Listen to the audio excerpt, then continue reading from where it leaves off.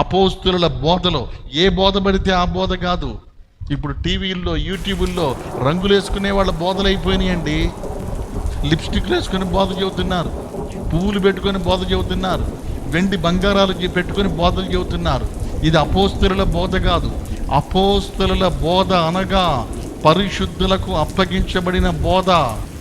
అపోస్తుల బోధ అనగా ఆది సంఘములో ఉన్న బోధ. అపోస్తుల బోధ అనగా సమర్పణ కలిగిన బోధ. అపోస్తుల బోధ అనగా కఠినమైన బోధ. అపోస్తుల బోధ అనగా నిన్ను పరలోకానికి తీసుకెళ్లే బోధ. అపోస్తుల బోధ అనగా పరిశుద్ధాత్మ నింపుదల కలిగిన బోధ. ఆ బోధలో నువ్వు ఉండాలి. కంఫర్టబుల్ జోన్ చూసుకోకూడదు. పలానా చోటుకి వెళ్తే ఏమనరండి, విమర్శించరండి, గట్టిగా వాక్యం చెప్పరండి, ఏం చేసినా చూసి చూడనట్టు పోతారండి. అలాంటి సంఘాలకు కాదు పోవలసింది. అవన్నీ మిమ్మల్ని విడిచిపెడతాయి. అలాంటి సంఘాల్లో పాస్టర్ కూడా పరలోకం పోడు. నేను మళ్ళీ సవాల్ చేసి చెబుతున్నాను, సమర్పణ కలిగిన సంఘంలో నువ్వు ఉండాలి. పరిశుద్ధాత్మ అభిషేకం కలిగిన సంఘంలో ఉండాలి. ఆత్మ లేనివాడు నా వాడు కాడని దేవుడు చెబుతున్నాడు. బోర మోగగానే ఆత్మవశుడయ్యానని చెబుతున్నాడు.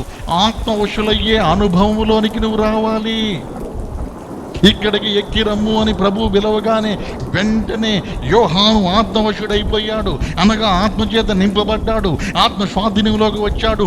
అలాంటి అనుభవాల్లో నువ్వు ఉంటేనే నువ్వు ఎత్తబడే సంఘంలో వెళ్ళిపోతావు. కంఫర్టబుల్ జోన్ చూసుకొని, నీకు అనుకూలమైన బోధకులు చూసుకొని, నిన్నేమన్నోళ్ళ దగ్గరికి వెళ్ళి బట్టని ఉతికితే మురికి పోయిద్ది.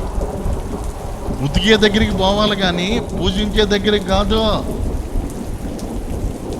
సంఘంలో 300 మంది విడవబడతారు. కారణం ఏందో తెలుసా? అపోస్తలుల బోధ లేదు, పరిశుద్ధాత్మ అనుభవాలు లేవు. పరిశుద్ధాత్మ అంటే తెలియదు. పరిశుద్ధాత్మ కూటమని పెడుతున్నారు, ఆ పెట్టినోడికి అర్థం కూడా తెలియదు. నేను మీ అందరికీ సీరియస్గా చెబుతున్నాను, భక్తి ఆషామాషిగా తీసుకోకూడదు. సంఘం అనేది, ఎత్తబడడం అనేది ఒక మహత్తరమైన కార్యము. వేల సంవత్సరాల నుండి దేవుడు సంఘాన్ని సిద్ధపరిచి తన యొద్దకు తీసుకువెళుతున్నాడు. ఆ వెళ్ళే సంఘములో నువ్వు ఉండాలి అంటే ఆత్మవశుడుగా నువ్వు ఉండాలి, పరిశుద్ధుడిగా నువ్వు ఉండాలి, అపోస్తలుల బోధలో నువ్వు ఉండాలి, అపోస్తలుల ఉపదేశములో నువ్వు ఉండాలి, అపోస్తలుల క్రమాల్లో నువ్వు ఉండాలి, కఠినమైనటువంటి బోధలో నువ్వు ఉండాలి, గట్టి బోధలో నువ్వు ఉండాలి, కఠినమైన సిద్ధాంతాల్లో నువ్వు ఉండాలి.